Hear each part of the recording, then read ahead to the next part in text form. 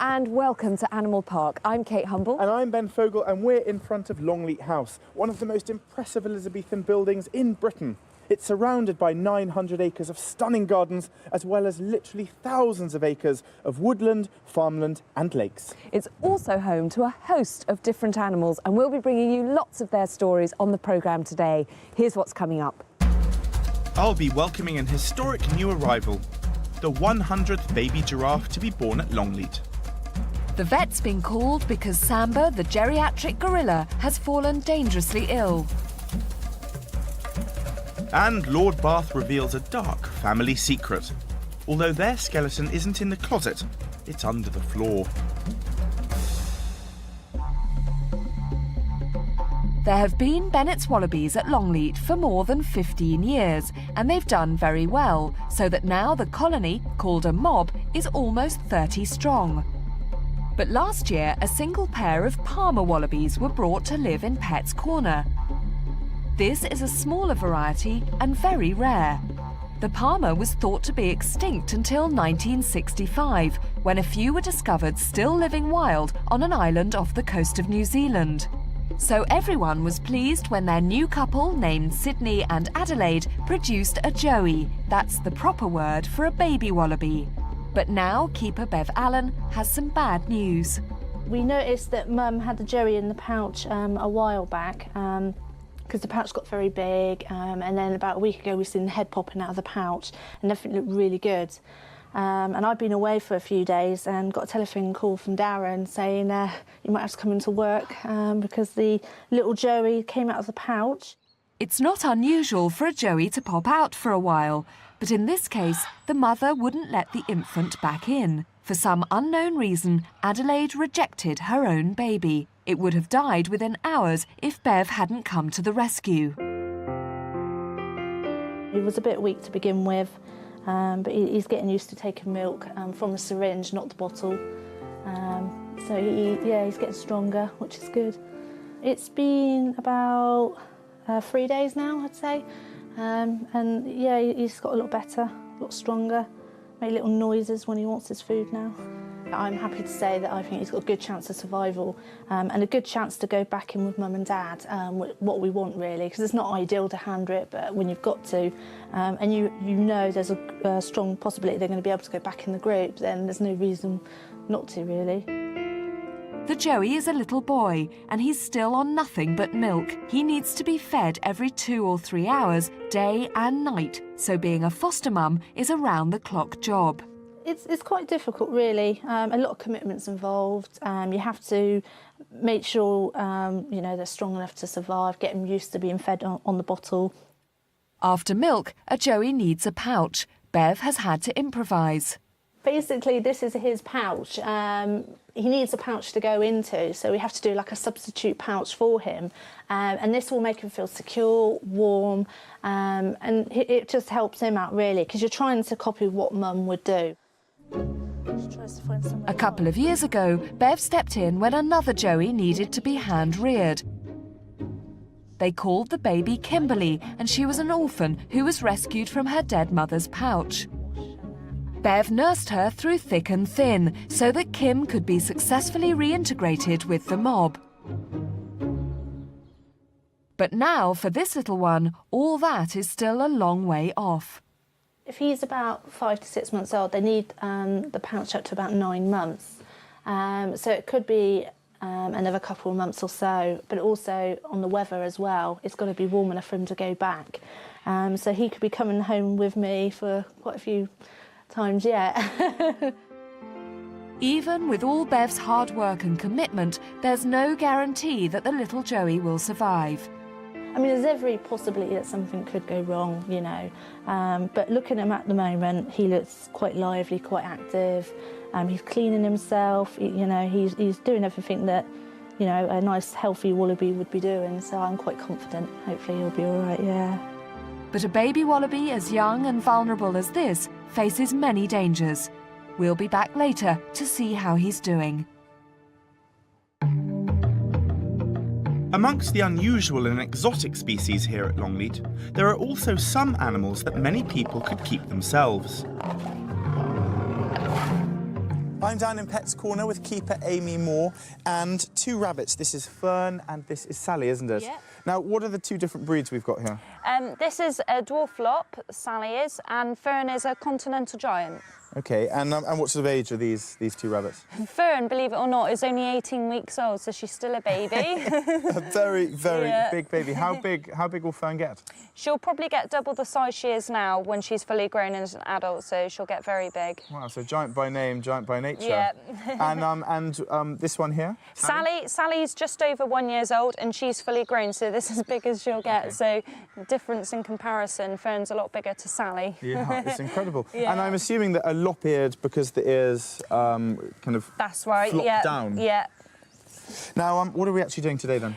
We're just giving them a groom over, especially this time of year when they're losing their winter coat and picking up for the summer. Losing it being the operative word, you are absolutely molting, covered in hair there. And does this happen like dogs, kind of seasonal? Yeah, it is seasonal. So at the end of the summer, they'll get their winter coats ready so they're molt through again. And it's just a good idea to keep them nice and clean and give them a groom. And would you recommend doing this sort of every day, or is this just every so often? Really? Just every so often, really.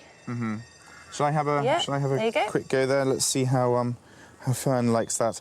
And apart from grooming like this, is there any other sort of maintenance, if that's the word, that you have to do with a rabbit, say if you have one at home? Yeah, it's important to give them a general health check every day. Yep. So things like they can get problems with their ears, their teeth and that. For example, some rabbits, you know, can get mites in their ears, so it's a good idea to look inside Just have the a little ear. look and check it's give clean. it a clean. And then the teeth, check the teeth aren't overgrown. The eyes, check their eyes are all right and not cloudy.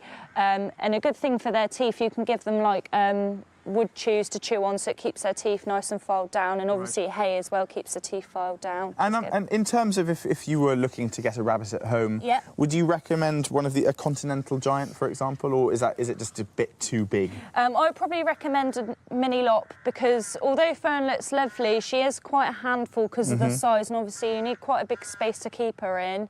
And because she is a bigger rabbit, she's more likely to have health problems than, say, Sally is, so I'd probably recommend this breed. And I imagine that Fern will get quite strong when she's double this size. Yeah, she'll get very strong, yeah. What do you think of my grooming technique? That's very good, yeah. How many more rabbits do you have? 8. 8? Yeah. I think we could be busy. Yeah. Thank you, Amy. You're enjoying this, aren't you, Fern?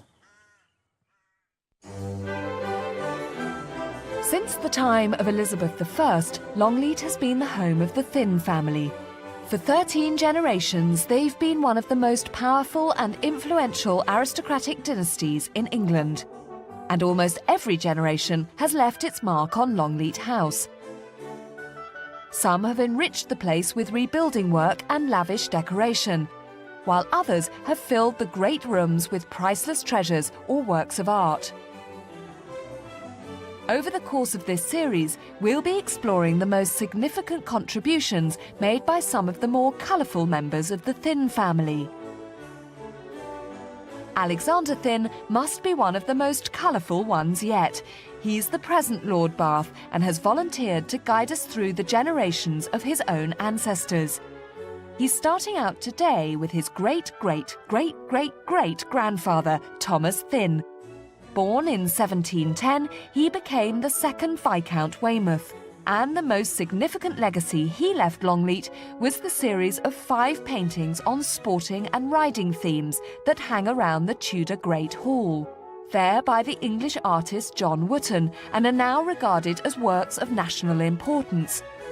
But when the second Viscount commissioned Wootton to paint them, he wasn't really concerned with great art. He was more interested in the subject. Thomas Thin was horse mad. The second Viscount certainly thought it was, he'd been taught he could ride well, and there weren't so many things that he was especially proficient at, so this does reflect his interest and his character in being a riding gentleman. Thomas wasn't the only one. In those days, most of the aristocracy was obsessed with all things horsey. That's one reason why Wootton specialised in riding themes. But also, it's a subject that does work well on big canvases. I can't think of another British artist who has done large-scale things which looked suitable for covering most of the wall space in a great hall. So I'm very pleased that we did that. The pictures are still hanging at Longleat, but as treasures of national importance, they're actually owned by the Tate Gallery. One of their experts on painting conservation is Warwick McCallum. Wootton was the first important horse painter in Europe and in England, the first painter who thought that horses were important to paint. The 5 pictures are now being cleaned, and Warwick is here leading a team of conservators from the Tate. Longleat's curator of historic collections, Kate Harris, has been watching the progress. They really are looking Yes, they were filthy. much better. They were filthy when we Yes. began to clean them. They were very, very dirty. When I look at them now, I always think the prescription of my glasses has changed. They are that much clearer and Yes. more animated, and the colours are so much more interesting. Yes, I think the time of day has changed and the quality of the light in the pictures. Yes, they're very nice paintings. Yes. Very good paintings. Cleaning is a painstaking process because it has to be done slowly and carefully, using very small tools. The paintings were filthy. There was a thick layer of dark grime on them when we started. In a large room like this with a lot of people passing through, the dirt floats up and settles on all surfaces, and particularly on paintings and paint frames. It's a big job because they really are massive paintings. To the second Viscount, Thomas Thynne, that may have been the point. He was an awful show-off. He spent money like water, but even his terms are a very grand commission indeed. I think they're very important. There are 3 great halls in England that have sporting picture sequences by John Wootton. There's a sequence at Althorpe. It's actually called the Wootton Hall at Althorpe, and there's another sequence at Badminton. So we're not always entirely original, and when one stately home's doing something, one has a quick think of, well, should we do that too? I mean, for example, the new gates I put in at the top of Longcombe Drive, that is by the same artist who has done some things in the garden at Chatsworth. So we do look around and see and keep up with the Joneses, yes. But keeping up with the Joneses never hurt anyone, unlike some of Thomas Thynne's other character traits. There was a dark side to the second Viscount, one that, according to legend, led to murder and tragedy. So that, along with the Wootton paintings, the other great legacy he left Longleat was its most famous ghost. The story continues a little later on. In Pet's Corner, Keeper Bev Allen has taken on the role of foster mum for a little baby wallaby, who has for some unknown reason been rejected by his real mother. The problem is, this substitute milk doesn't contain the antibodies that his mother's milk would have. And without them, the Joey is vulnerable to all sorts of illnesses. So today, Bev is going to try once more to reunite him with his mother Adelaide. Too early to be out of the pouch. It's usually at the stage where it would look out of the pouch, probably maybe come out quickly, briefly, and then back in, but it hasn't got a lot of fur, so it hasn't got a lot of protection from the cold weather. I think where it is so cold and it's come out, it's just a shock to the system, really, for the little Joey.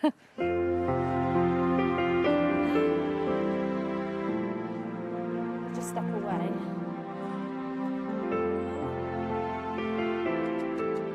Bev has been fostering the infant for only a few days, but already he's drawn to her rather than to Adelaide.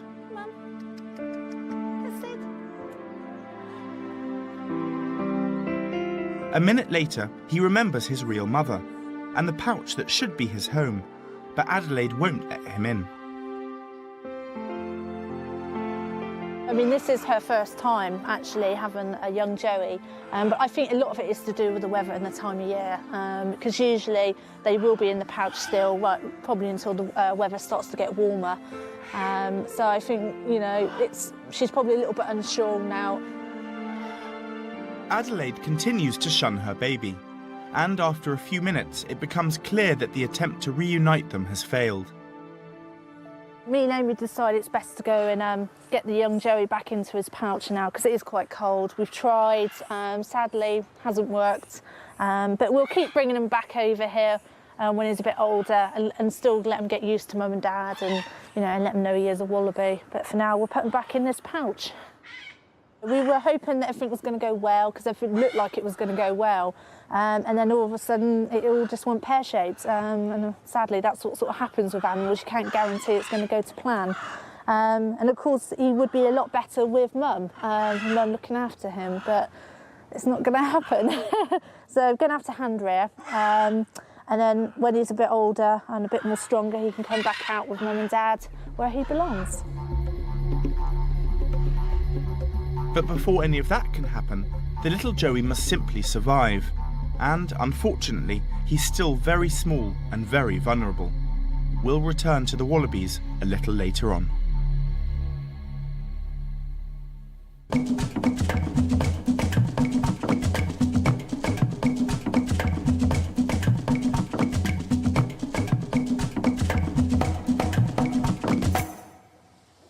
I'm out at Meerkat Mountain with Head of Section Darren Beasley, and I gather you're going to do a little meerkat taunting, Darren. Yes, right, so it's an experiment, a behaviour experiment I'm going to call it, but there's a bit of teasing involved. Basically, with our meerkats, they're not domestic, but they were born and bred in captivity. Right. And we've been having a look to see what their natural behaviours they still have left in them. You know, what is natural and what's taught. And with these guys, we know they spot the birds of prey off in the distance still, and they bark and run for cover. And they'll even see the little guys in the microlights come in and still run for cover. So they got that one. Okay. But also, it's on their travels in southern Africa, they'll look for things that are out of place. You know, they'll come across a big rock or a tortoise or a porcupine or, you know, something like that. Well, we've got my little friend here. Couldn't use a real one, of course. No. This is actually quite just a rubber snake, one of the toy snakes. And what we're going to do is, if they're in the wild, if they come across a predator, so a snake or something, they should bark, they should mob it. Right. I'm hoping they won't run for cover. They should try and distract it and try and chase it away. Okay.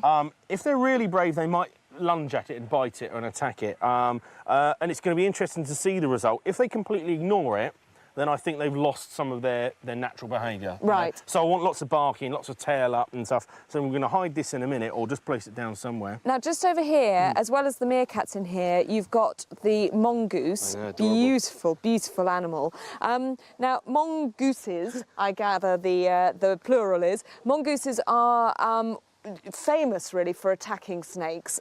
Would this particular sort of mongoose attack snakes? Again, they're opportunists. You know, they'll eat anything from the tiniest bug up to the biggest rodent they can catch. Snakes in between that.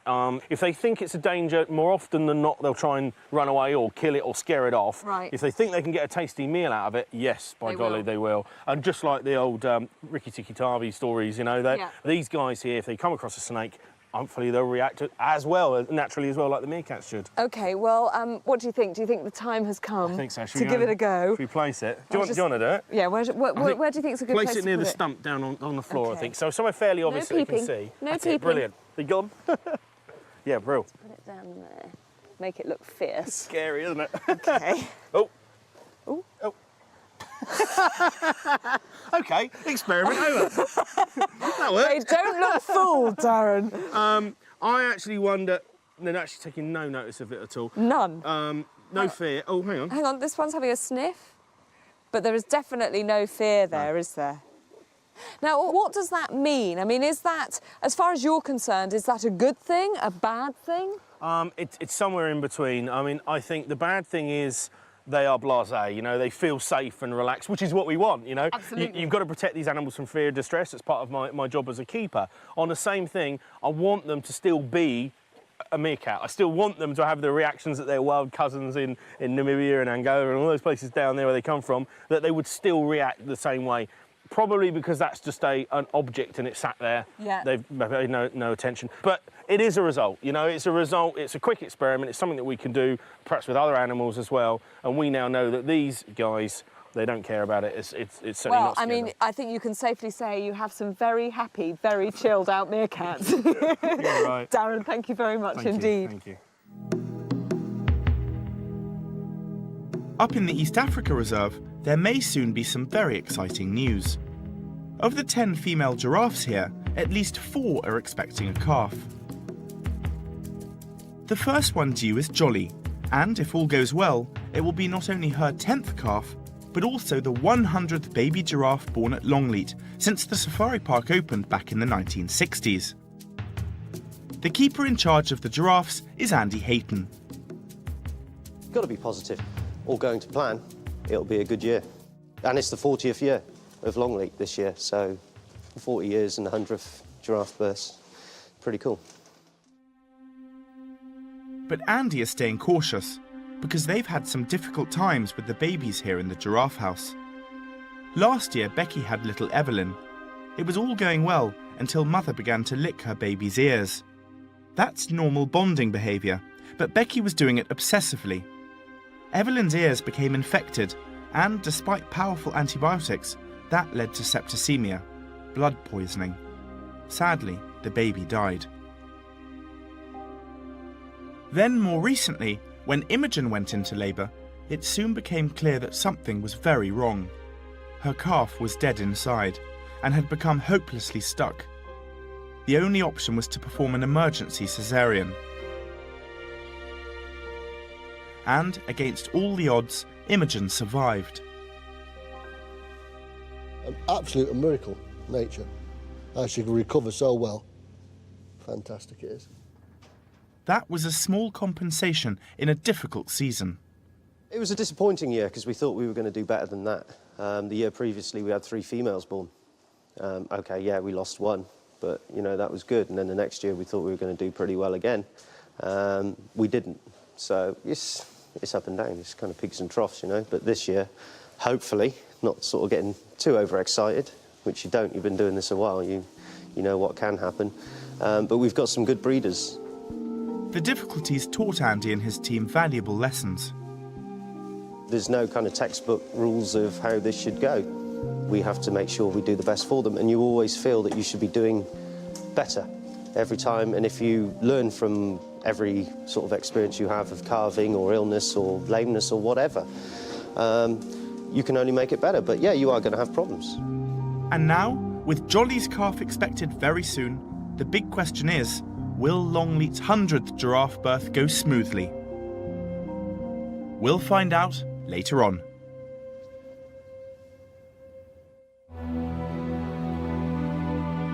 Winter in the safari park. Most of the animals here don't mind the cold at all, but for the ageing residents of Gorilla Island, the bad weather can be life-threatening. The keeper in charge of them is Mark Tighe. It's prolonged days of rain, wind and general cold that's not very nice for them, like it isn't for us either. I mean, they're nearly 46 years old and, you know, that's sort of coming to the end of their lives. And, you know, like old people, they have to be wary and take precautions for cold weather. In the wild, a western lowland gorilla would be very unlikely to live into its late 30s. So at 45, Nico, the male, and Samba, his mate, really are a very elderly couple. In fact, they're the oldest gorillas in Britain. They've lived here on the island for 20 years now, and Mark has been looking after them for most of that time. They mean a lot to me. You know, it's been working with them for a long, long time now. And yeah, you know, you do want to care for them as best you can. You do as much as you can.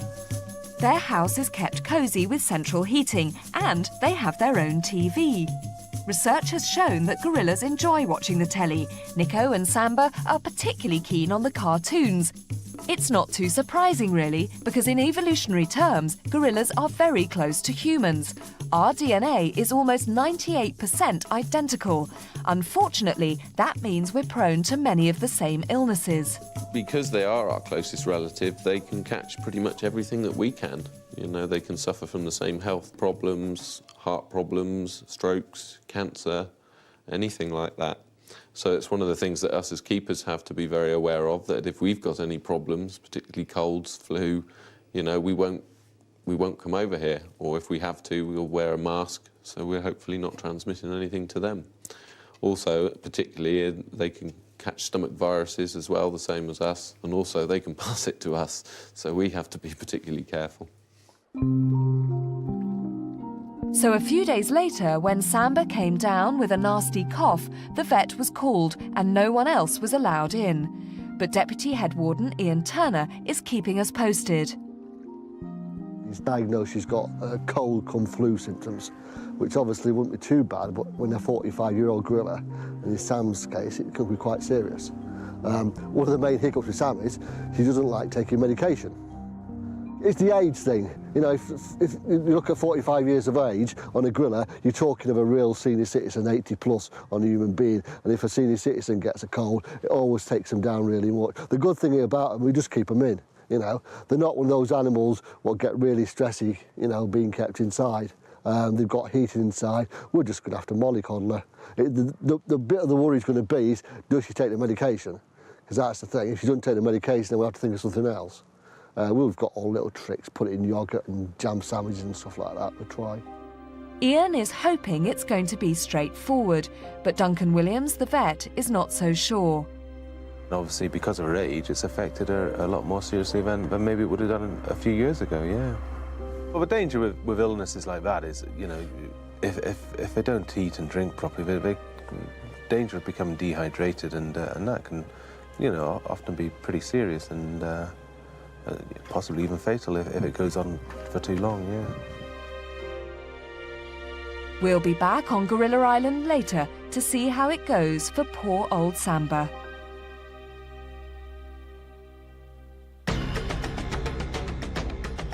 In order to survive in the harsh lands of the frozen north, the wolf has evolved a very special strategy: the pack. In the wild, they need each other for protection and to hunt their prey. In fact, wolves have evolved to rely so much on the social group that without it, they become disorientated and stressed.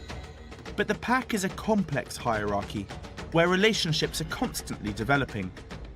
Here at Longleat, we've been able to observe the group dynamics during the day. But now we're going to find out how they behave when they think that no one can see them. I'm out in Wolfwood with keeper Bob Trollope, and we are going to be trying a bit of an experiment in the depths of the night tonight, Bob, aren't we? What are we going to be doing? Well, we're going to come in here when it's absolutely pitch black. Yeah. We have a few gadgets on the vehicle. Hopefully we're going to put some food down and just see how they behave. Right. Now, the gadgets that Bob mentioned are things like this. This is an infrared camera and an infrared light. And if you come over to the animal park wagon, we've got another infrared camera up there and another light. Now, the great thing about infrared lights is that we can't see them and neither can the wolves. So to all intents and purposes, they won't really know that we're here. And what you're hoping, Bob, is that we might actually see different behaviour than we do during the day. Yeah, because we know that the youngsters don't always come up to the feed straight away during the day, and we just want to see whether that's different at night, because they do hunt at night. Well, Bob and I are going to be sitting inside the vehicle here. We've got an infrared light, so you'll be able to see us, because obviously it wouldn't be any good if you couldn't. And there's a monitor there so that we can watch the action. And so we will be waiting until it all gets dark and scary here in Wolfwood. But in the meantime, there's lots more coming up on today's programme. A tragic tale of bankruptcy, adultery, murder, and the ghost with a broken heart. We'll find out what's happened to the little baby wallaby. And down on the farm, they need to know which of the cows are pregnant. I'll be helping the vet find out the traditional way.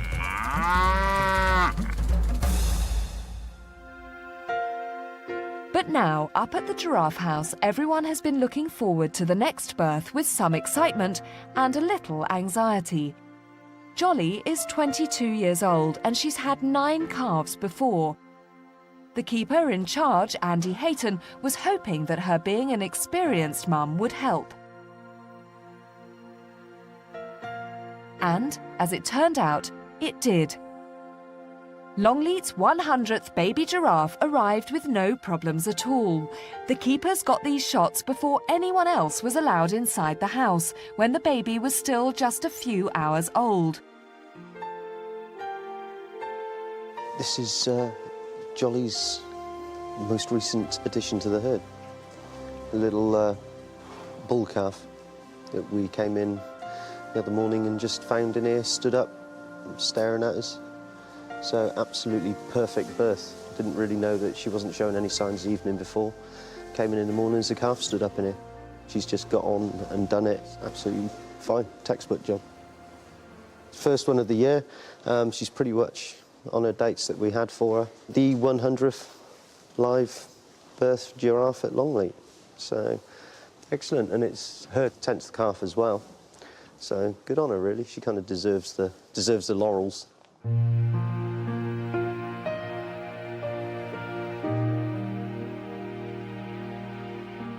When a calf is born, it's already about 6 feet tall. Within an hour, it will be standing and looking for milk soon after. The youngster won't be fully weaned for almost a year, and in the wild would stay close to mum for another year after that. But looking that far forward is dangerous, because the first days of life are the most precarious. We have like this really superstitious weird thing at Longleat that we never name a calf until it's 2 weeks old. If you get them to 2 weeks, they probably will be okay. He's fine. I mean, you can almost write him off and put him to bed now. He's drinking, he's dunging, he's urinating. What's going in's coming out.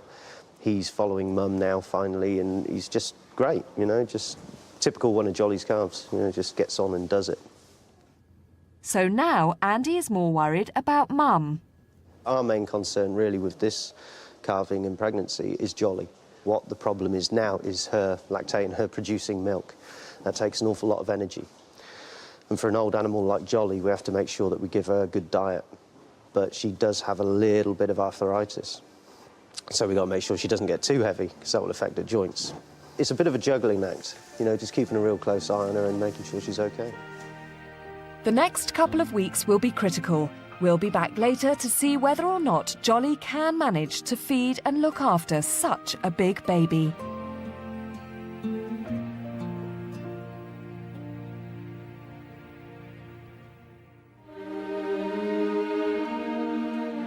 There are more calves on the way elsewhere at Longleat, but not in the safari park.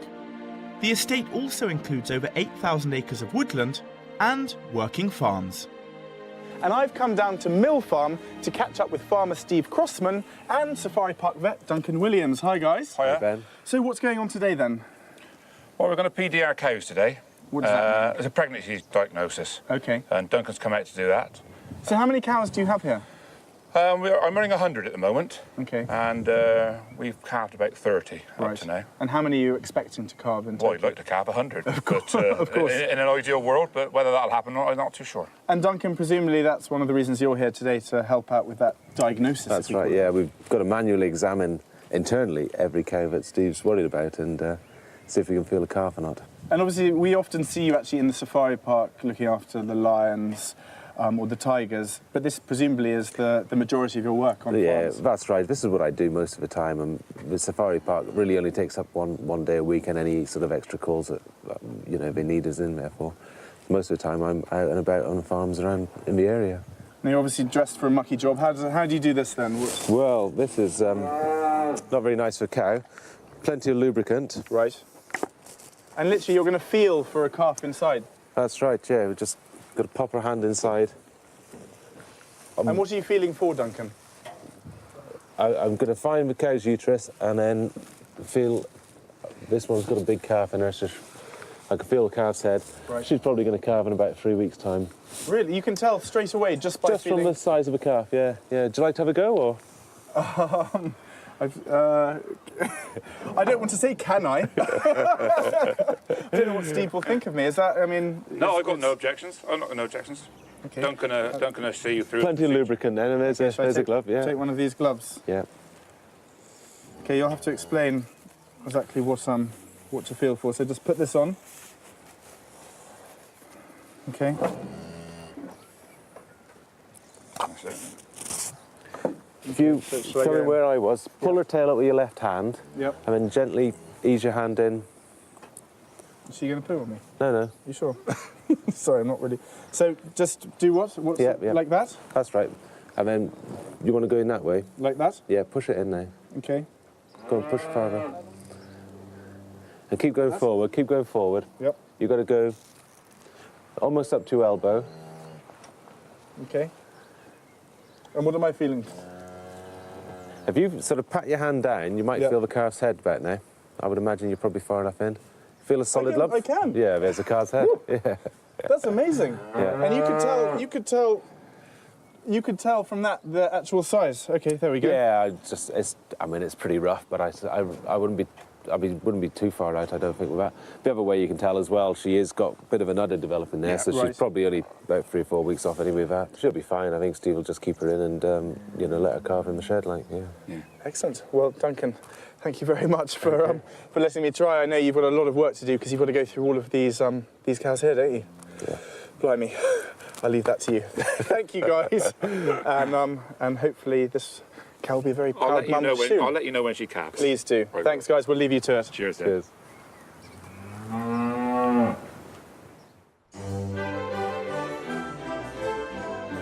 There was a time when if you were an aristocrat, you could get away with murder. Thomas Thynne, the second Viscount Weymouth, left Longleat with 2 very different legacies. There are the paintings by John Wootton that adorn the walls of the Tudor Great Hall. And then there's the house's most famous ghost. Thomas had a difficult childhood. He was only 4 years old when his father died, and he inherited the vast wealth of the estate.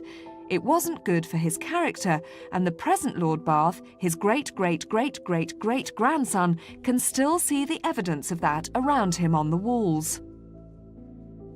He did rather get himself painted on every possible occasion. It makes me very frightened of suddenly accepting to be done another portrait because it looks... There's a feeling of too much vanity and concern that his face is everywhere around the walls. He inherited Longleat as a very young boy, and he was, though pampered at the same time as being disciplined to become a young nobleman. It was very important to them, apparently, that should be his image of himself. And in some of the expressions on his portraits, I fear that was ingrained too well, that he felt he ought to be. There's a sort of an arrogance and a posturing in some of the portraits. So it's no surprise to see Thomas, along with his influential friends and favourite horses, included in the famous paintings by John Wootton. With a taste for ostentatious living, the second Viscount soon ran up massive debts, and poor Wootton had to wait years before he was paid. Longleat's curator of historic collections, Kate Harris, has some interesting documents. By 1740, his debts were so many that they had to be really organised for him to start to sort them out, and this is the book that shows you them organising it. It dates from September 1740, and it's an alphabetical arrangement of his creditors organised by place. So it's got London creditors and Longleat creditors and Tilshead creditors as well, and Wootton appears in the London list. Right at the end of the London list we see Wootton, painter, Cavendish Square, and a debt of £323, 8 shillings. The book also reveals where most of the money went. Thomas spent a fortune on the sport of kings. Horse racing had become really the vogue thing for the aristocracy because of Charles II's love of it. There had been thoroughbreds in England before that. James I had one of the important Arabians, but the royal stud, of course, had been wiped out by the civil wars. But Charles II, it was really one of his really key thing after women, and it then became the sport of kings. So the second Viscount was an inveterate gambler, but he also had another character fault. If legend is to be believed, it was one that led to tragedy and murder. Thomas was horribly jealous of his wife, Louisa. She had her favourite footman, and he eventually sent him away. Or that's what he told her. And it was only much later we actually found a skeleton under the cellar flagstones. And so he was probably bumped off or fell, broke his neck, some story like that. But that wasn't the end of it. Louisa died shortly after. Everyone said it was from a broken heart. Since then, her ghost has been reported many, many times, still walking the corridors in search of her lost love. Thomas was never the same again. After her death, he no longer wanted to live in the house, possibly because he was a bit sensitive to the ghost stories around her, and he went and lived in Horningsham. The house was closed down, shuttered up. For 10 years, until his death aged just 41, the house was left to fall into decay.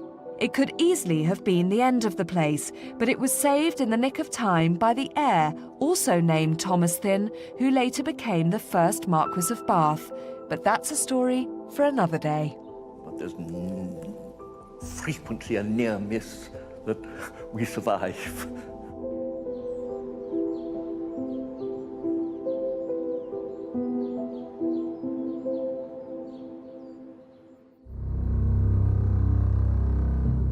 Earlier, in Wolf Wood, we set up night vision cameras and infrared lights so that we could check on the pack's social structure during a nighttime feed.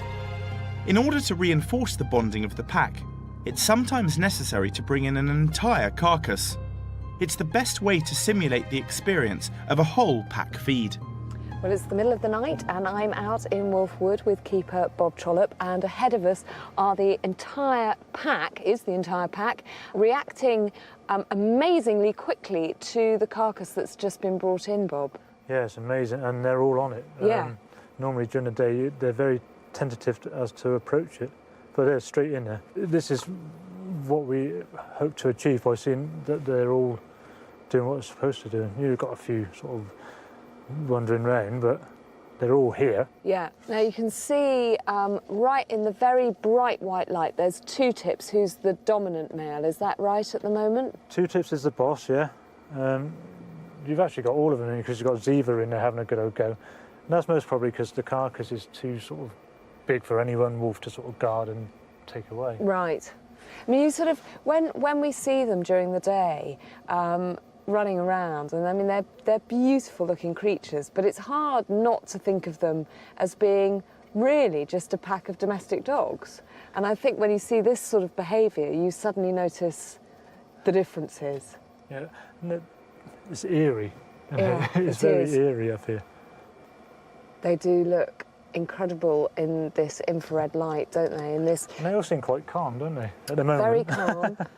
I'm quite surprised that we haven't heard, and we've got the windows open here. There hasn't been a great deal of noise, a little bit of kind of yapping, but not sort of howling or anything like that. Is that what you expected? I thought there'd be a little bit more aggression, I must admit, but then they're still trying to get into it. Yeah.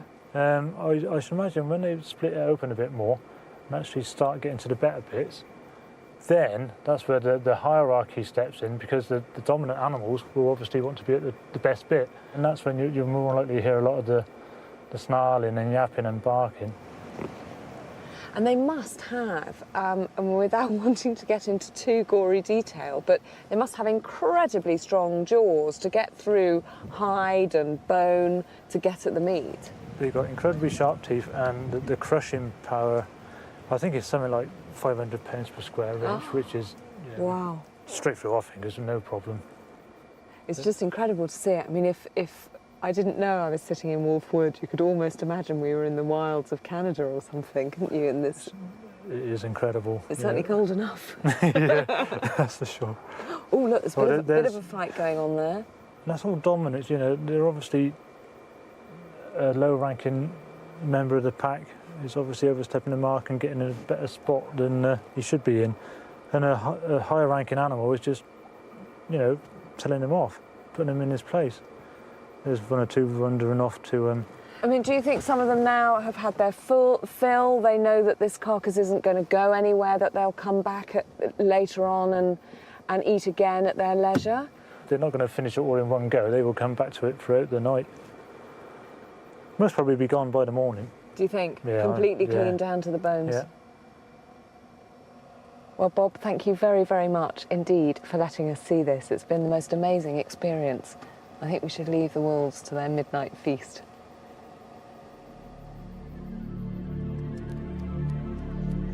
Back in Pet's Corner, there's been some bad news about the little baby wallaby that Bev Allen was looking after. He'd been rejected by his mother, and all attempts to reunite them failed. So Bev continued to feed him by hand every 2 hours, day and night. But sadly, all her efforts have been in vain. The little Joey died. He was doing really well. He was taking the milk fine and everything. And then came 6 o'clock in the morning. He started sort of not looking right at all, and he just passed away quite quickly. So it wasn't to be expected really, because he was so strong. He done the last 2 weeks he'd been doing really well. So there was no reason why we would suspect anything was going to happen like this. So it is sad. It's one of those things that do happen. It's not always a nice ending to a story. Sometimes things like this do happen, and you know, it's happened for a reason. It's, in a way, he's lasted 2 weeks more than what he would have done if he was with Mum. A post-mortem was carried out which discovered an unusual bladder problem. It was something he was born with, so in fact the little Joey was doomed never to survive. There was nothing out of the ordinary that he was doing really. He was very strong, so it did make it a bit harder that all of a sudden he did pass away. At least this shows that there's nothing wrong with Adelaide's maternal instincts. With almost every species in nature, it's perfectly normal for a mother to reject a baby with birth defects. They sort of pick up on things before we do. So there probably was a problem with the Joey. That's why it was too early for it to come out of the pouch. And she knew. So it was just something that he had wrong with him basically from birth. There's nothing we could have done, the vet could have done to put it right. But the knowledge doesn't really make it any easier for Bev. It does get to you. I was hand rearing him for 2 weeks. I know it's not long, but when you're doing it 24 hours a day, like every 3 hours feeding him, it does get to you. But then you have to put yourself out and think, you know, there's nothing I could have done, so you just got to carry on, really.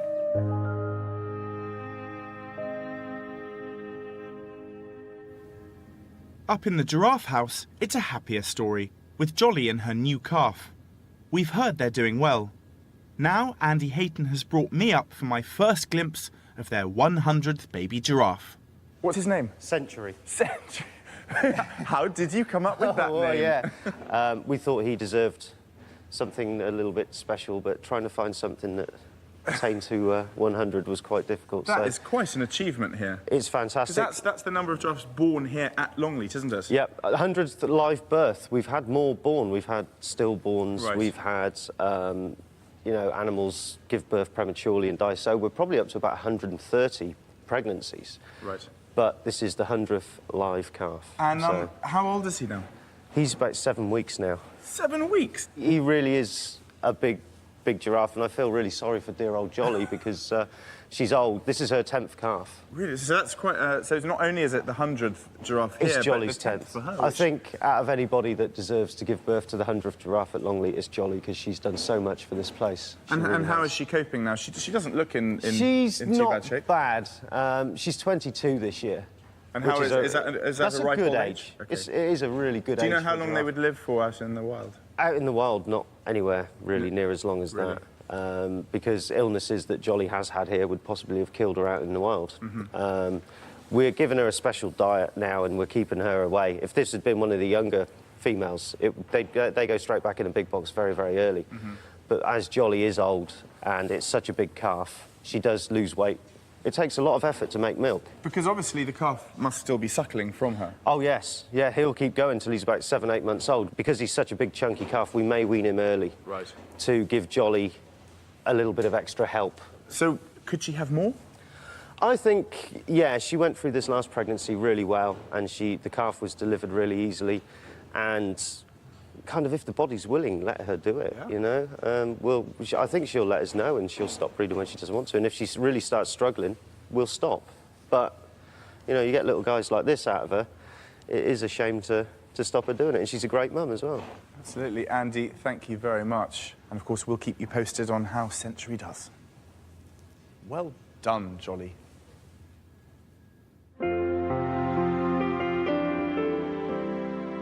Back on Gorilla Island, Samba, the elderly female, has been sick with the flu for a week. Now Deputy Head Warden Ian Turner and vet Duncan Williams have come to see how she's doing. Hey, babe. Hello, Sam. She's looking all right, Aileen. This is quite an improvement since Ian last saw her. She came in, buried herself under all the straw, shoved the blanket over her head, and that was it. We'd definitely stop the antibiotics, well, and just treat her as normal. God, look at her. She hasn't got many teeth left, has she? No, no. You know, the gums just recede as they get older. You know, you heard the expression, long in the tooth, that's what she is, yeah. She's took all this medication, hasn't she? Really well. Because normally, if it's Nico, it's... Yeah, that's right. That was the worry, that we couldn't get the medication into her. And she's been really good, haven't you? So maybe you realise it was going to do you good for a change. Before he was Deputy Head Warden, Ian was the keeper in charge of the gorillas, so he's known them longer than anyone. It's just a treat for her. They don't normally get this, but because she's feeling a bit down in the dumps, and I don't come across all the time, and he's going to get grumpy, aren't you? I might save you a finger. What do you reckon? And you can have one each. But you should take this. Don't get grumpy, it's not yours. Sam, you have that. So get jealous. But you like a bit of chocolate, and it's not given all the time. But she's 45 years old now, so I don't think we've got to worry about any more damage to the teeth. Do you want this? Well, you've got to be good then. What do we say then, if you want this chocolate? Eh? What do we say? You've got to be good, don't you? And don't mess about. Clap your hands. Good boy. Yeah. They're always jealous of each other. If I give Samba a bit of a treat, Nico gets stroppy. If I give Nico a treat, Sam gets stroppy. They've always been like... They're more brother and sister than husband and wife, put it that way. It took Samba a little longer to shake off the last of the flu. Mark Ty kept her well supplied with another of her favourite treats, figs. Literally in the last few days, she's definitely perked up. And as you can see now, she seems quite lively and with it, and is definitely keen, much keener to eat, which is one of the things she wasn't. She was leaving a lot of her food. And I know this is a bit of a treat, but, you know, her appetite is much improved. And her general attitude is more back to normal, and particularly today, she's been extremely grumpy because we've let Nico out. And she stayed in, and she's obviously very upset about the whole idea. She wants to go out too. To help her through the flu, Mark has been paying particular attention to Samba's diet. While she's been ill, she's steered very well away from citrus fruits. You know, she's not been interested in oranges, which surprised me because I would have thought the vitamin C aspect, but she's kept well away from those, and she's wanted to eat more sort of fibrous foods, more the green, leafy greens, leeks, onions, things like that. So, I mean, obviously we've pampered to her and given her exactly what she's wanted to eat. We've given her the choice, but every day she's left the things she doesn't want, like the oranges, and she's eaten all the green stuff. And she is a massive fan of leeks and onions and garlic, which is good for her, but pretty unpleasant for us in the morning when we walk in. It seems to have done the trick, yeah. She's definitely much chirpier, much more normal, and I'm sort of very happy about that, very pleased.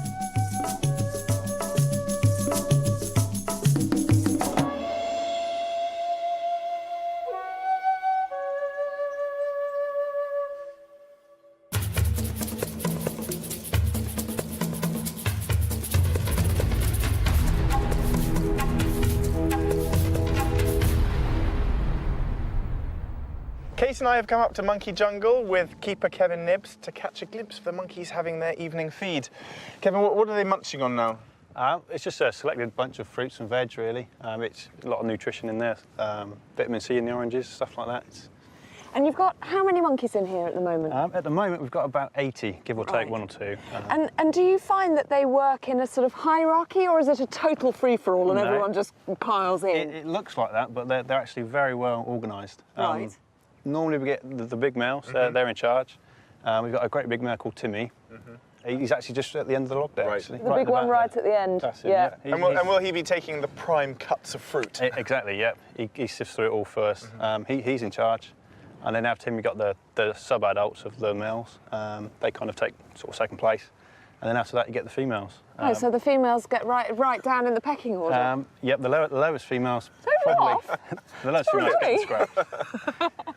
But the females have to do all the work. I mean, there are a lot of youngsters there. You can see there's a few babies attached to the females. How do they fit in? The young ones fit in with the mums. The mums actually, they have a position in the group. The more dominant females are higher up, and their babies actually fit in with them. Right. So if your mum's quite dominant, you automatically have quite a high place in the pecking yeah, order. Yeah. And do you think any of these guys are pregnant? They're bound to be, yeah. They give birth all the time, so we've got quite a few to come. And do you think 80, though, is about what you like to keep in? 80 is a good number for us at the moment, yeah. Well, they certainly seem to be enjoying that fruit. They do, they absolutely do. We've got a few more bits and pieces here, so we probably ought to carry on chucking this out. Absolutely. Sadly, that's all we've got time for on today's programme, but here's what's coming up on the next Animal Park. It's time for the lion cub to venture into the great outdoors. If only she wasn't such a scaredy cat. Dung beetles love dung, so why is the one named Hercules turning his nose up at the stuff? And the otter pups would be ready for their first solid food, except that Mum keeps scoffing the lot. So don't miss the next Animal Park.